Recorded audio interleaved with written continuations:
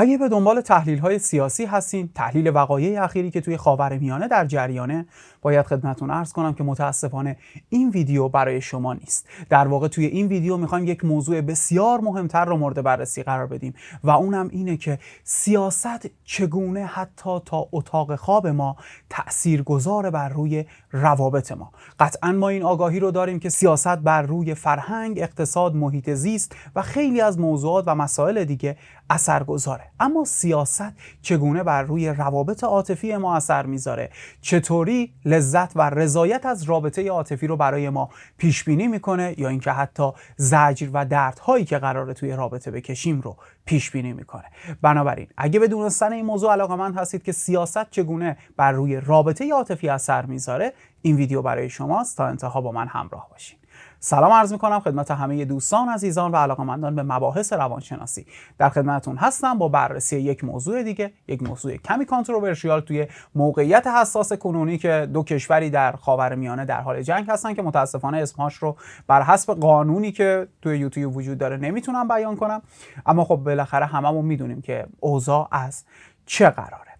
در این خصوص این هفته میخوایم صحبت کنیم که چطوری سیاست تأثیر میذاره بر روی رابطه عاشقانه و اگر شما رابطه عاشقانه رو شروع نکردین، سیاست چگونه میتونه شما رو راهنمایی کنه برای داشتن یک رابطه خوب و یک رابطه رضایت بخش و لذت بخش، و از طرف دیگه اگر توی یک رابطه هستین که خب دیدگاه‌های سیاسی متفاوته، چه اقداماتی رو میشه انجام داد.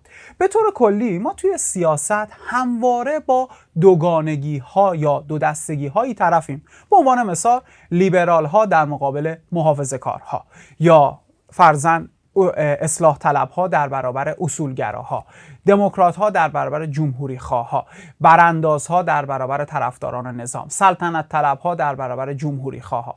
یه همچین دوگانه ای رو همواره ما در مسائل سیاسی باهاش روبرو هستیم. اما نکته ای که اینجا وجود داره اینه که خیلی از اوقات ما حتی نمیدونیم فرق این دوتا چیه. یعنی فرق مثلا لیبرال ها با محافظه کارا چیه، مثلا فرق دموکرات ها با جمهوری خواه ها چیه. اما هممون توی ذهنمون میدونیم به کدوم یکی از جریان ها تعلق داریم یا احساس تعلقمون نسبت به کدوم جریان بیشتره. و این حرفی که بیان میشه میگه که من آدم سیاسی نیستم یا من سیاست رو دنبال نمیکنم کاملا درسته، اما متاسفانه اوضاع از این قراره که سیاست در لحظه لحظه زندگی ما قرار داره، حتی تا توی اتاق خوابمون که قراره امروز با هم این موضوع رو بررسی کنیم. مطالعه انجام شد بر روی مسئله سیاست‌ها و انتخاب همسر توسط دکتر آلفرد و همکاران توی سال 2011 و توی The Journal of Politics یا ژورنال سیاست منتشر شد. عنوانش هم هست The Politics of Mate Choice. آلفرد و همکاران اومدن روی 1000 زوجی که با همدیگه ازدواج کرده بودن. 1000 زوجی که ازدواج کرده بودن، نه دوست دختر بودن، نه فرضاً توی رابطه عاطفی فرضاً مثل ازدواج‌های سپید یا نامزدی و از این دست موارد، نه، ازدواج کرده بودن. مطالعه انجام دادن که ببینن لذت و رضایت توی این دست روابط به چه صورت هست. آیا تفاوت‌های دیدگاه‌های سیاسی روی لذت و رضایت از روابط تاثیرگذار هست یا نه؟ خیلی جالبه که اهمیت این مطالعه زمانی مشخص میشه که اوضاع خیلی در هم آشفته و مسائل سیاسی بسیار پررنگ میشه. به عنوان مثال همین مطالعه زمانی خیلی بهش توجه شد که بین انتخابات بین دونالد ترامپ و هیلاری کلینتون وجود داشت که اون جریان سیاسی دموکرات‌ها و جمهوری خواها دیگه خیلی پررنگ داشتن، آدم‌ها در خصوصش صحبت می‌کردن که می‌خواستن ببینن تأثیر این موضوع تا کجای مسئله پیش میره و روابط رو توی زندگی زوجی چگونه رقم میزنه. اولین چیزی که این مطالعه بهش اشاره میکنه و اولین یافته ای رو که آلفرد و همکاران نشون میدن اینه که نگرش‌های سیاسی اون شباهت‌های افراد رو که میتونن با همدیگه باشن و میتونن یک رابطه لذت بخش رو داشته باشن خیلی بیشتر از ویژگی‌های شخصیتی و ویژگی‌های فیزیکی پیش بینی میکرد. نکته‌ای که به نظر من الان باید یادداشت کنین، خیلی نکته مهمیه. آلفورد و همکاران این مسئله رو متوجه شدن که شباهت‌های دیدگاه‌های سیاسی یا نگرش‌های سیاسی از ویژگی‌های شخصیت میتونست پیش بینی کننده خیلی بهتری باشه برای لذت و رضایت از رابطه و اون شباهت‌های بین زوج. مورد بعدی اینه که شباهت‌ها و ترجیحات سیاسی از آغاز رابطه بین زوجین وجود داشت. مورد سوم، هماهنگی دیدگاه‌های سیاسی در واقع چیزی بود که افراد در آغاز راه انتخاب می‌کردن و در طول مسیر تغییر نمی‌کرد. در واقع چیزی بود که در ابتدا افراد تصمیم می‌گرفتن که بخوان شباهت سیاسی رو رعایت کنن. اما خب این در خصوص زوجهایی بود که ازدواج کردن. در خصوص دیتینگ و طبیعتاً در آغاز راه رابطه به چه صورت هست؟ مطالعه 2014 فیلیپس این مسئله رو روشن میکنه. فیلیپس سال 2014 اومد روی این موضوع مطالعه انجام داد و متوجه شد که 3 نکته در خصوص مسئله شباهت‌های سیاسی و لذت و رضایت از رابطه وجود داره. اولین موردش اینه که آدم‌های غریبه، شرکت کننده‌ها توی این مطالعه خیلی افراد غریبه رو دوست داشتنی‌تر، جذاب‌تر ارزیابی می‌کردن وقتی که دیدگاه‌های سیاسیشون با همدیگه یکسان بود و خب انگیزه بیشتری هم داشتن که بخوام با این افرادی که دیدگاه سیاسی یکسانی دارن وارد رابطه بشن.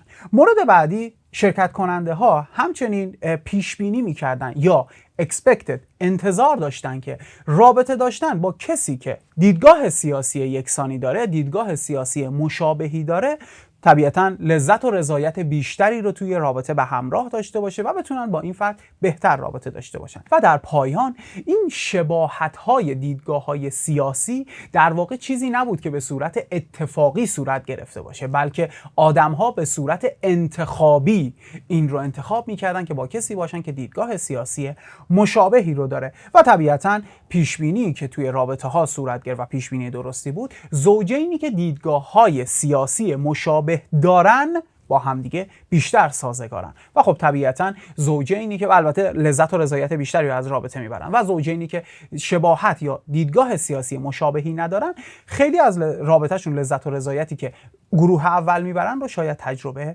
نکنن. خب با توجه به این 2 مقاله‌ای که الان خدمتتون عرض کردم، فکر کنم الان یک دیدگاه کلی داشته باشیم که سیاست چگونه توی زندگی ما اثر میذاره. اینکه شما از چه جبهه یا چه دیدگاه سیاسی بیاین، الان اتفاق و جنگی که در خاورمیانه صورت گرفته مشخص میکنه که شما چه دیدگاهی رو داشته باشین. برای فهم بهتر این مسئله بذارین یک موقعیت فرضی رو با هم دیگه تصور کنیم. شما تصور کنین زوجی رو که الان توی آمریکا هستن و فرضاً خانوم مسلمونه، آقا یهودیه، یا مثلا آقا یهودیه، خانوم مسلمونه.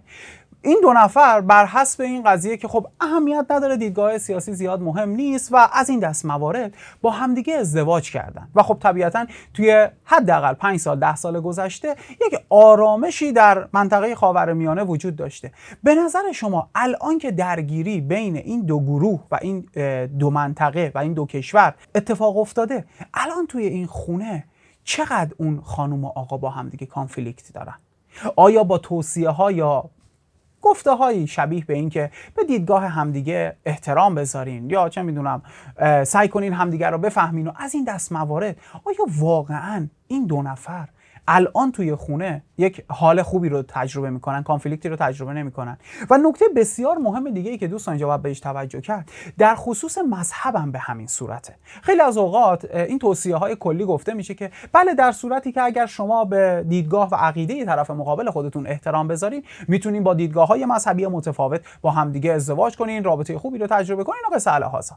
اما دوستان یه لحظه به همین مطالعه نگاه کنیم.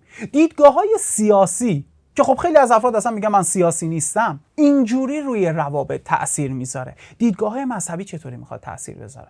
خیلی از اوقات ما شاهد درگیری‌های بین هندوها و مسلمان‌ها توی هندوستان هستیم. شما باز هم تصور کنین فردی که توی آمریکا با یک خانم هندو یا با یک آقای هندو ازدواج کرده و مسلمونه، اون موقع چه کانفلیکتی رو توی خونه دارن تجربه میکنن. اینجا دیگه احترام گذاشتن به عقاید افراد معنایی نداره. اینجا صحبت از کشته شدن آدم هاست و همین که آدم ها خودشون رو در جناح و یک گروهی دسته‌بندی میکنن، گارد میگیرن، شروع میکنن به دفاع کردن از جناح و گروهی که در اون قرار دارن. پس هم در خصوص مذهب هم در خصوص سیاست باید این مسئله رو مد نظر داشته باشیم که شباهت ها بسیار اهمیت داره. دکتر جرمی نیکلسون در این خصوص توصیه میکنه، میگه اگر در حال دیت گذاشتن، در حال قرار گذاشتن، شروع یک رابطه عاشقانه هستین، به عنوان مثال در قالب فرهنگی خودمون نگاه کنیم، اگر در حال خواستگاری کردن از یک فرد، از یک خانم هستین یا کسی اومده خواستگاری شما، شاید این خیلی اهمیت داشته باشه که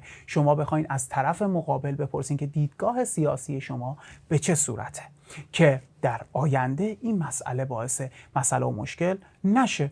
و خب طبیعتا هر چقدر دیدگاه‌های سیاسی به هم دیگه نزدیک‌تر باشه، لذت و رضایت از رابطه رو بهتر میتونه پیش بینی کنه. و همین یک سوال خیلی ساده که دیدگاه سیاسی تو به چه صورته، خیلی بیشتر مشخص میکنه که شما برای همدیگه زوج مناسبی هستین یا نه. خیلی از اوقات از افراد میپرسن که من از کجا بدونم این کسی که الان من باهاش توی رابطه هستم فرد مناسب و مفیدیه؟ اگر فرد مناسب و خوبیه برای رابطه که یک رابطه لذت بخش و رضایت بخش رو برای من رقم میزنه. خب طبیعتا اگر در خاطرتون باشه، من چند تا تکنیک و چند تا موضوع رو بیان کردم که این بسیار به شما کمک میکرد.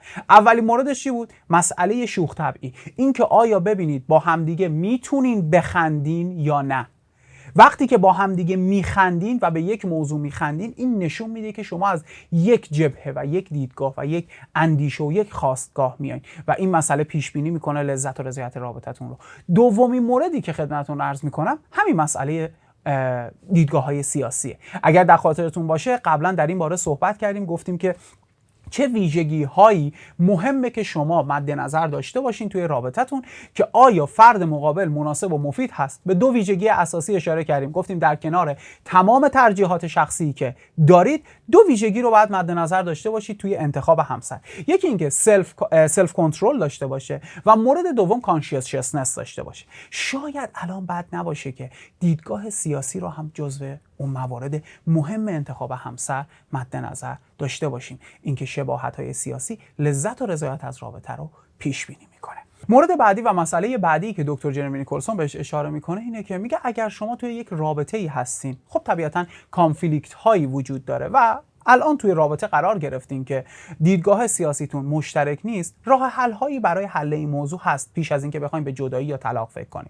اولین موردی که میشه بهش در خصوص مد نظر داشت اینه که ببینین انگیزه های شما برای شروع این رابطه عاشقانه چی بود. برگردین به ریشه ها، برگردین به انگیزه های اولیه و روی اونها تمرکز کنین به جای تمرکز کردن بر روی دیدگاه های سیاسی. از طرف دیگه میتونین یاد بگیرین که مناقشات رو چگونه حل کنین. به عنوان مثال تکنیک هایی که توی مصاحبه انگیزشی وجود داره، توی مذاکره کردن وجود داره، اینها بسیار میتونه به شما کمک کنه در مواقعی که کانفلیکت ها به وجود میاد و شما قرار دست و پنجه نرم کنین با موضوع و مسئله‌ای که پیش اومده و شاید شور و هیجان منفی که توی خونه وجود داره. خب این ویدیو هم داره همینجا تموم میشه، ویدیویی که من محمد در خدمت شما دوستان عزیزان بودم. ممنونم که تا این لحظه همراه من بودید و این ویدیو رو نگاه کردین. تا هفته آینده و ویدیوی بعدی، خدا نگهدار.